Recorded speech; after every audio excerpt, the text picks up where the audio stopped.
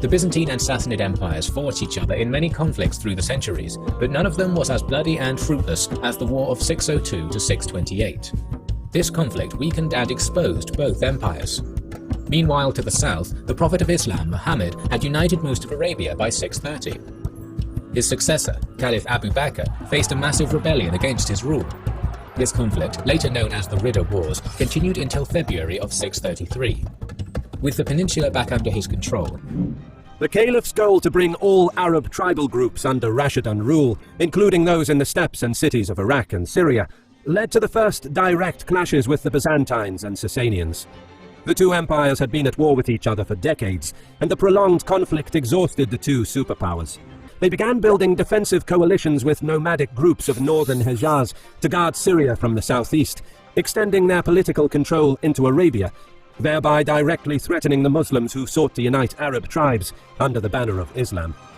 Hence, it was imperative for Abu Bakr to assert Rashidun influence in the direction of Syria before the Byzantines could make headway in pulling this area into their sphere of influence. In early 633, 4 Arab armies entered Byzantine territory, commanded by Amr ibn al-Az, Shurabil ibn Hassana, Yazid ibn Abi Sufyan, and Abu Ubaidah. They were ordered not to attack, besiege, or raze any major cities.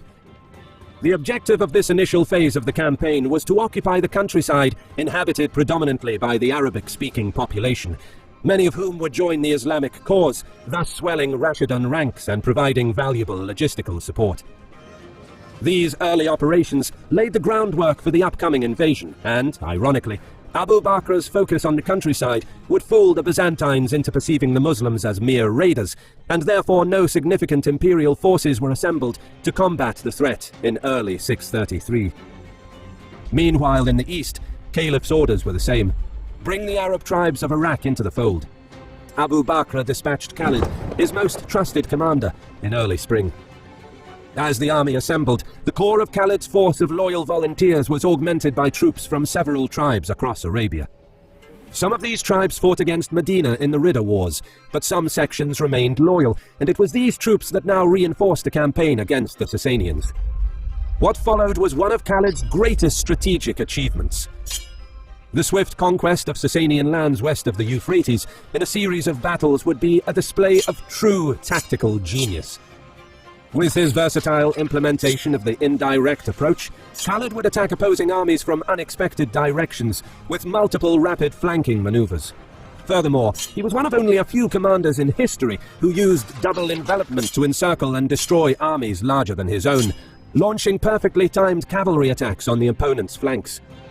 This daring war of movement reflected his lightning-fast conquest of the territory west of the Euphrates. in April, Al-Walid and his 18,000 troops entered modern-day Kuwait. The local governor, Hormozd, had 20,000 men under his command and moved to intercept Al-Walid near Kazima. But the Arab army was more mobile, and Al-Walid was able to outflank the Sassanids to move on Hufir. That forced Hormozd to march towards Hufir to defend it, but Al-Walid again moved quicker, now threatening Kazima again. The Sassanids had to move back. All this marching tired the forces of Hormozd, and they eventually had to fight exhausted in the engagement that would later be known as the Battle of Chains. The battle began with a duel between the generals, in which Hormozd was killed. The Sassanid footmen in the center had been chained to each other to allow them to hold the line, while cavalry waited on the flanks. The death of their general affected morale, but they managed to repel the initial Muslim attack. Still, the Sassanids were exhausted from marching, and eventually their cavalry started to give ground and had to retreat. This turned into a general retreat, but with the center slowed by the chains, most of the Sassanid infantry was killed. However, a bigger Sassanid army under Karin was en route. Karin crossed the Tigris in late April and set up his camp near the river. The remainder of Hormozd's troops joined him as well. Al-Walid was moving to the north to cross the river, but had to stop, as his 17,000 were now facing 40,000 foes. Once again, the armies formed up with infantry in the center and cavalry on the flanks, and once again the battle started with duels, during which Karin and 2 of his generals were killed. Al-Walid led a frontal attack, and the leaderless Sassanids were slaughtered. The Muslim troops killed around 20,000 enemies. The Sassanid court learned about the losses by the end of April, and gathered 2 more armies.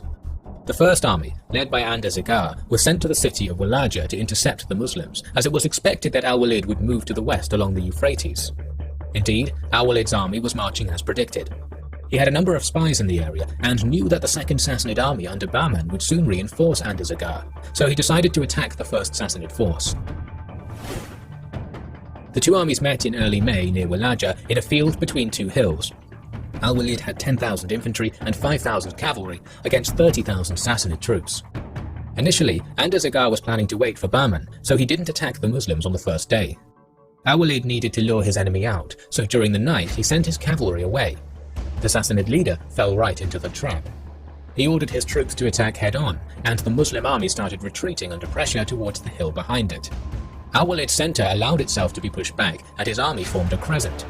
Andarzaghar concluded that it was a great moment to move all of his cavalry against the flanks of the enemy and encircle the Muslims. That was the moment Al-Walid's cavalry was waiting for.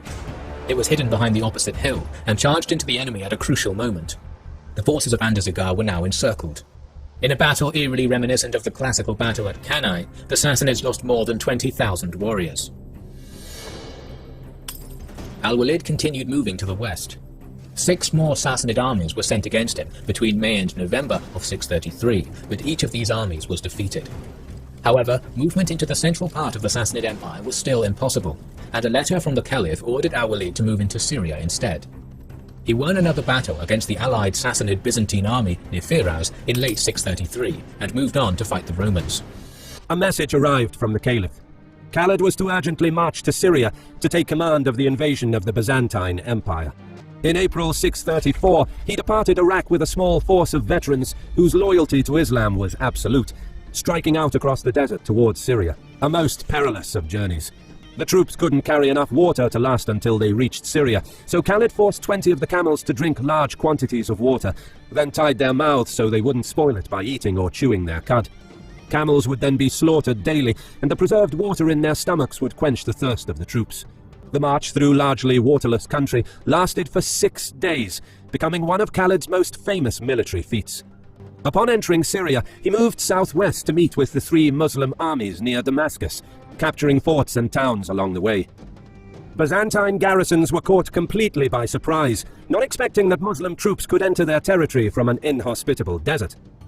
Meanwhile, in Antioch, Heraclius wasn't sitting idle. He displayed the military might of the Byzantine Empire as 5 armies assembled and began their march back into Syria from multiple directions, under the overall command of Van, an Armenian general.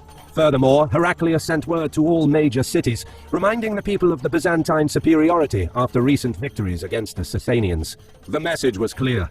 That Syria belonged to the empire was a fact of life after centuries of Byzantine rule, and the current situation, while alarming, was a setback that will be dealt with. Heraclius's army was prepared to defeat the Arabs in a decisive battle, or destroy their separate armies piecemeal. Upon learning of the initial movement of enemy troops, Khalid immediately recognized that the Muslim position in the north will be surrounded by the numerically superior Byzantine army. He urged Abu Ubaidah to abandon northern Syria and retreat south to a stronger position where the rest of their forces could join them. Abu Ubaidah ordered the army to march south. Messengers were sent to the 2 commanders in Palestine to meet with the main army on the vast plains northeast of Lake Tiberias. And, just as Khalid had suspected, 4 imperial armies marched on Emesa, which would have pinned the Arabs in the north, while another Byzantine army was to recapture Damascus and cut off their line of retreat. The Muslim army withdrew just in time. Meanwhile, Yazdegerd negotiated with Heraclius to mount an offensive from the east. However, the Sasanian army would not be ready in time for a simultaneous attack. Back west, faced against a massive Byzantine army, Abu Ubaidah sent word to Caliph Umar to send all available reinforcements to Syria. And, as the Muslim armies met, scouts reported that a strong Byzantine garrison gathered at Caesarea. This made encamping on the plains near Lake Tiberias a dangerous proposition, as the Arab army could now potentially be attacked on 2 sides. Abu Ubaidah again heeded Khalid's advice to move the army to a stronger position on the eastern end of the Yarmouk Plateau. With the battle looming, Khalid was recognized as the ablest field commander and was given temporary control of the troops, while Abu Ubaidah remained in overall strategic command, and the Byzantine army followed close behind.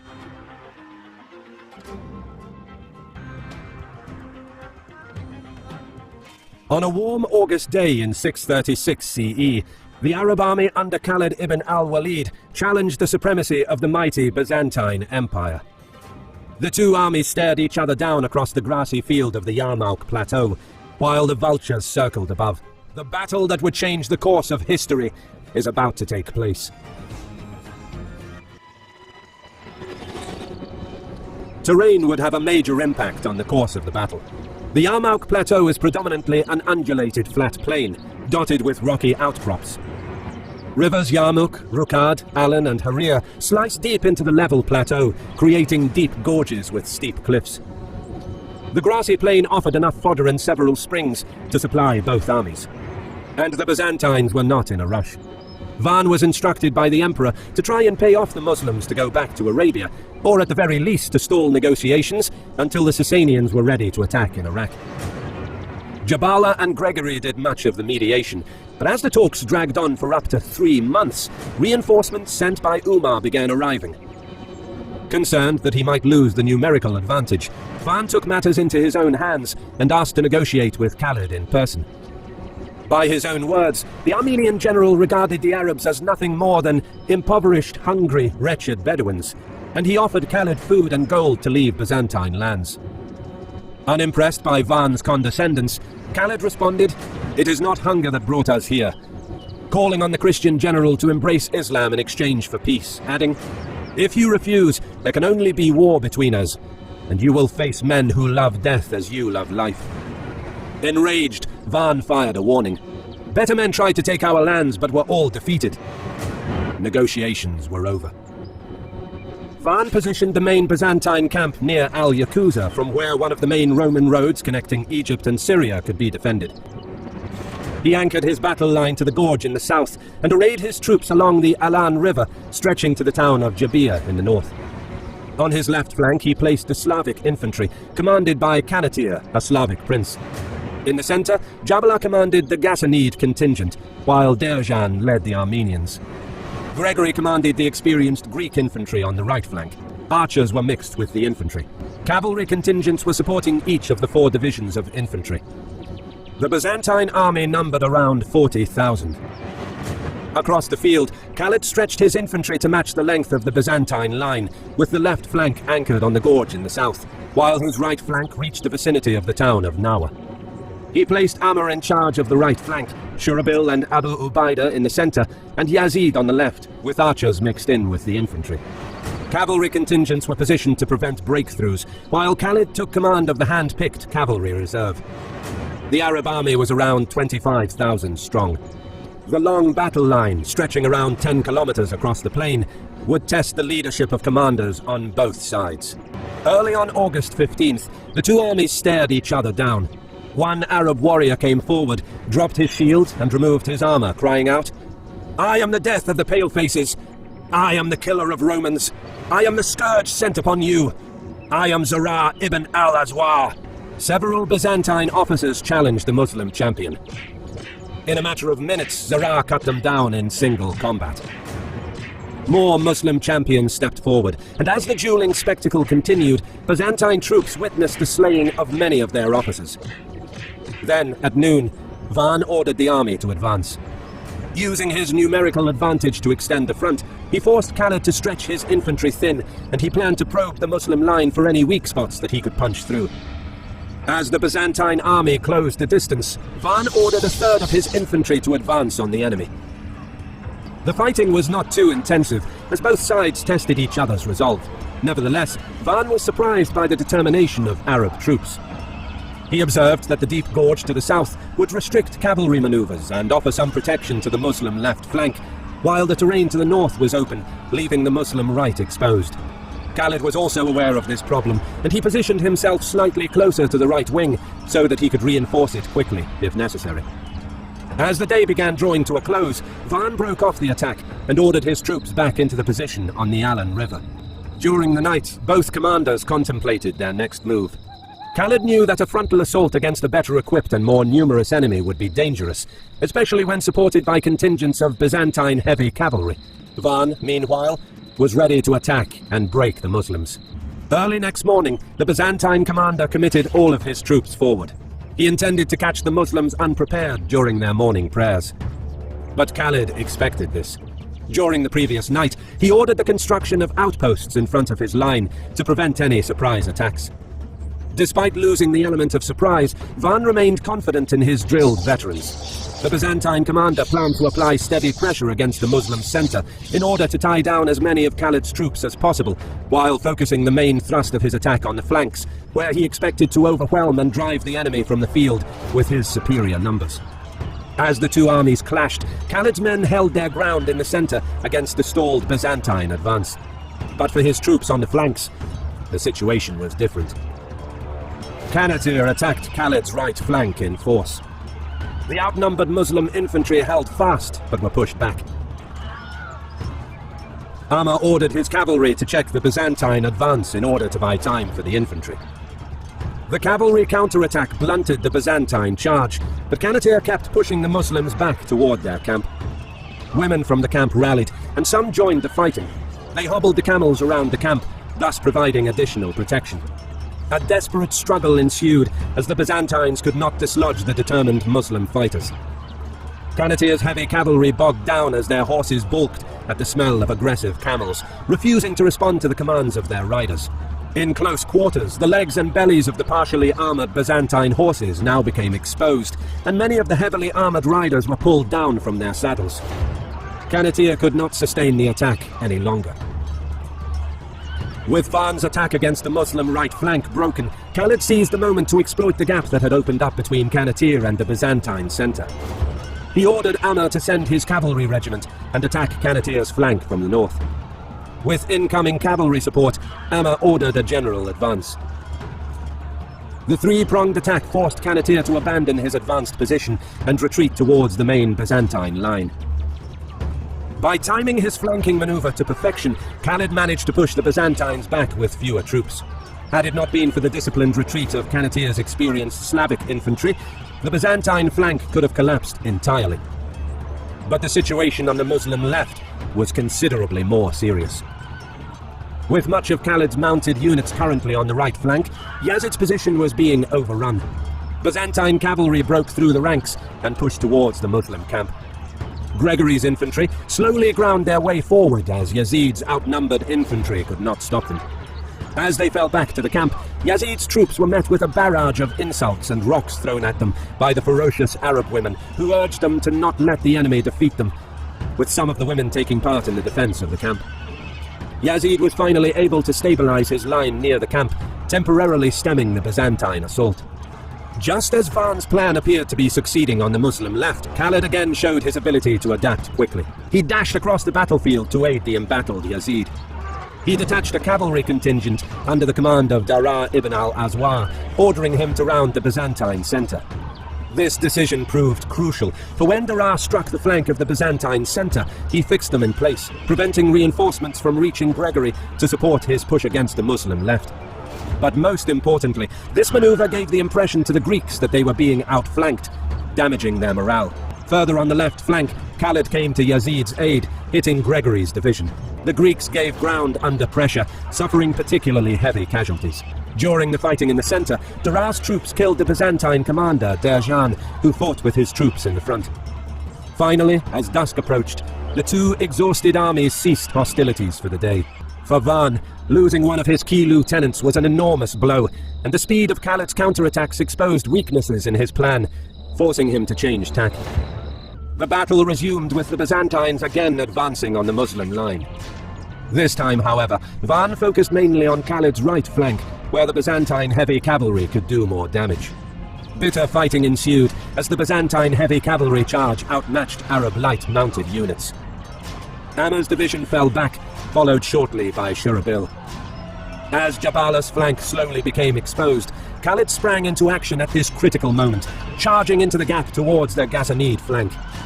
Finally, Amr managed to rally his forces and re-engage. Shurabil too reorganized after taking some losses and went on the offensive. The fighting developed into a bloodbath as the outflanked Ghazanids took a heavy beating and retreated in disarray. Seeing Jabala disengaging, Kanatir too withdrew in good order. Khalid's well-timed flanking attack again stopped the Byzantines.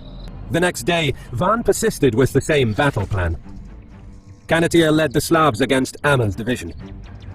Jabala's Ghassanid division, now reinforced by Van's Armenians, advanced on Shirabil. As soon as they met the Byzantine charge, the Muslims were hard-pressed. Arab light cavalry was especially having trouble holding the push of the imperial cataphracts. Meanwhile, Van ordered the Armenians and Greeks forward at a slower pace. Khalid now feared a general Byzantine assault along the entire line. He understood that, considering the losses on the previous day, he no longer had the numbers to repulse a general advance by imperial troops, and his cavalry reserve would not be able to reinforce both flanks at the same time. To avert disaster, Khalid sent Abu Ubaidah and Yazid forward, aiming to stall Van's advance and buy some time for his troops on the right. He then hastily rushed towards the gaps that opened between Shirabil and Amma, as their lines started buckling under the weight of the Byzantine attack. Meanwhile, the Muslim left held the initial Byzantine push, but Van reinforced the attack with horse archers, subjecting the Arabs to ceaseless barrages of arrows. The point-blank volleys caused such losses to Abu Ubaidah's and Yazid's divisions that the incident became known as the Day of Lost Eyes. Unable to withstand the storm of arrows, the Muslim left retreated to get out of range of Byzantine archers. On the other side of the battlefield, Amma rallied his forces and halted Kanatir's advance, while Khalid shored up Shurabil's ranks and pressed Jabala's division. The Ghassanids fought stubbornly, but having taken heavy losses, they slowly gave ground. Now that he was committed on the right, Khalid's worst fear was realized.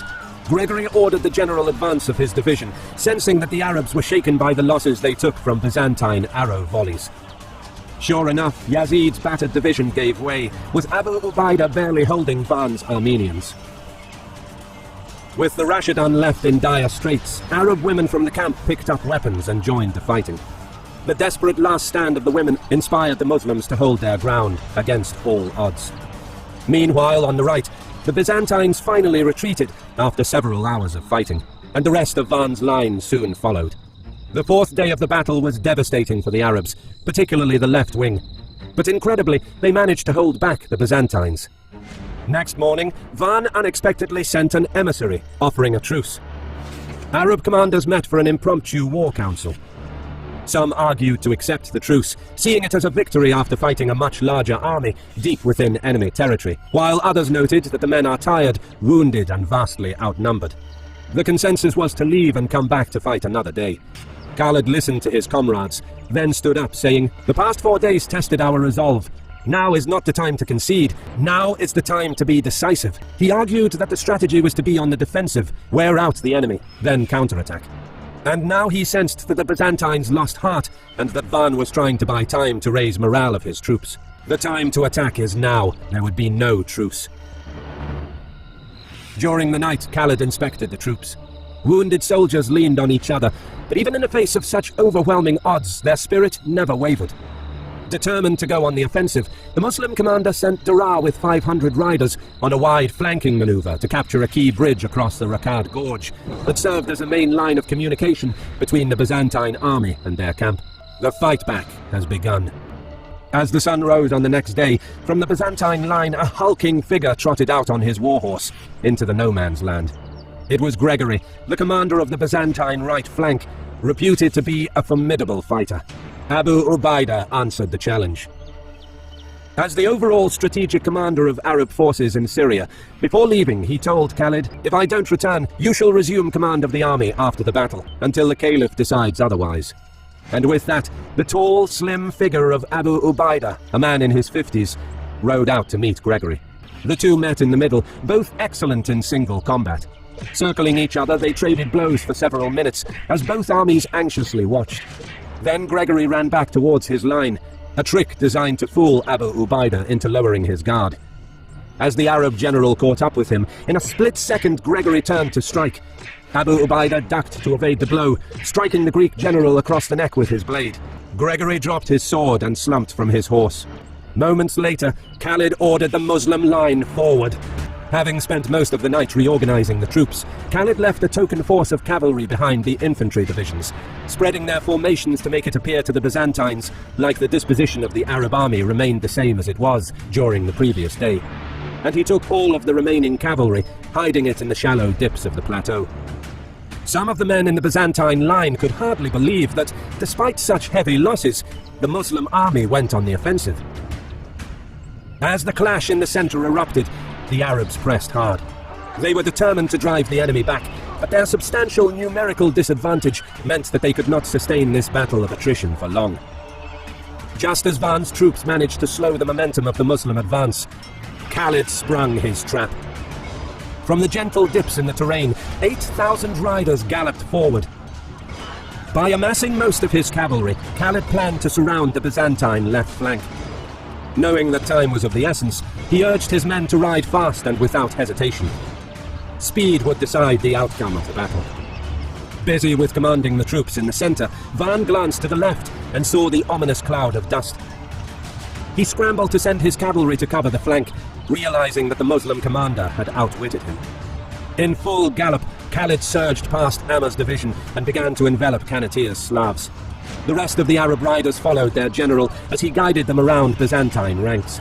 Over his left shoulder, Khalid could see the fierce fighting in the center as he pushed his steed to go faster. Canatea's and Jabala's line began folding as they braced for the impact of the Arab cavalry. As the Muslim riders smashed into Van's left, Khalid pierced an enemy soldier, breaking his lance in two.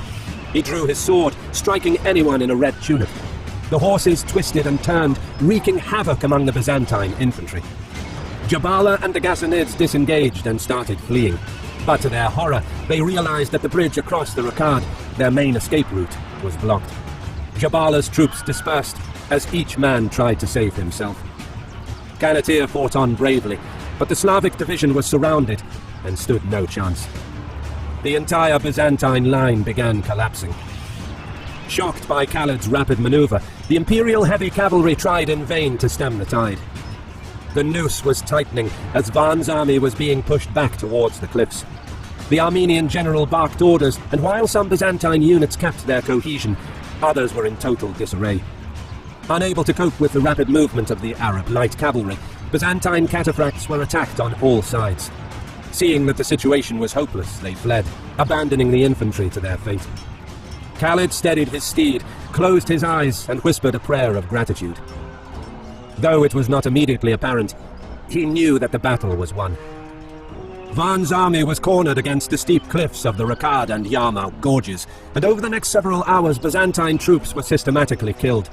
Such was their desperation that hundreds, if not thousands, of Imperial soldiers jumped to their deaths from the cliffs to escape the wrath of Khalid's troops.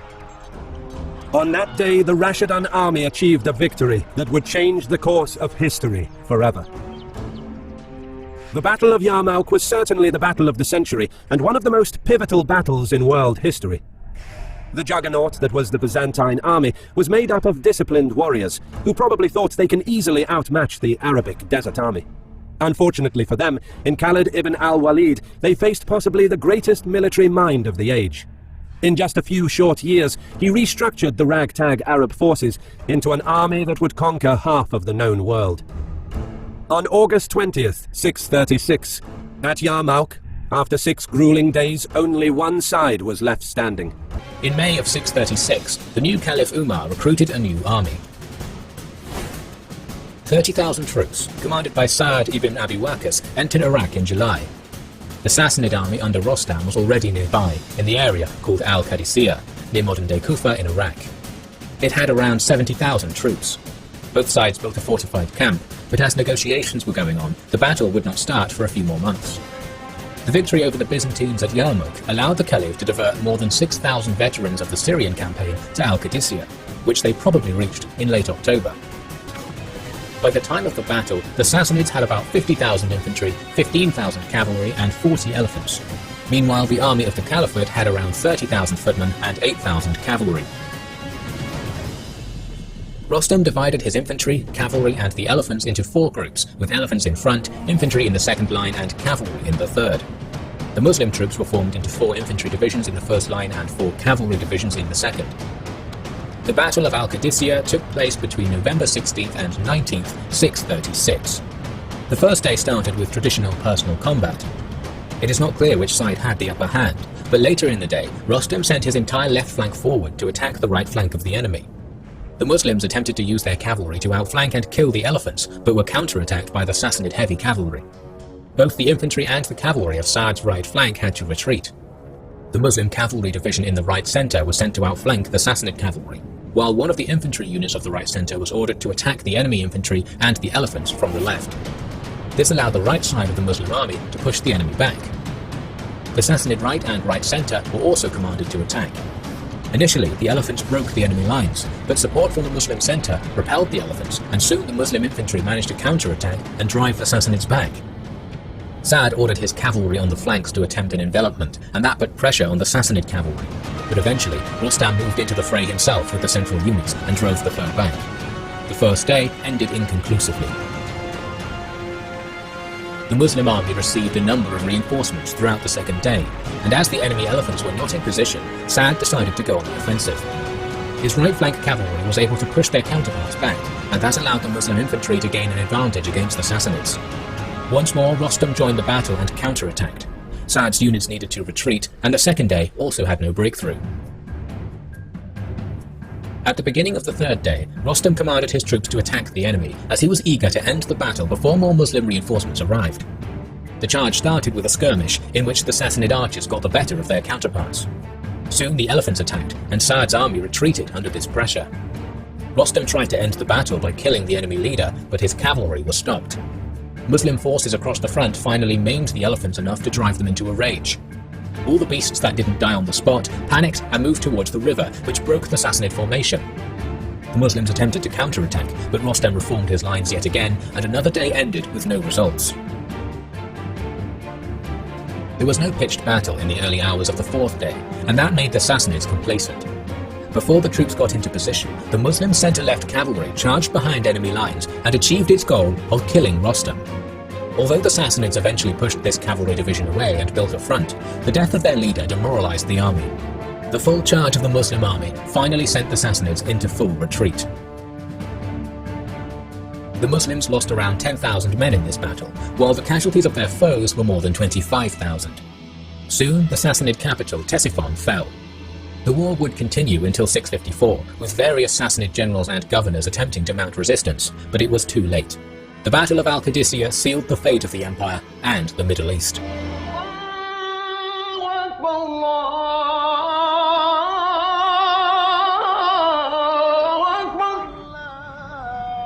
أشهد أن لا إله إلا الله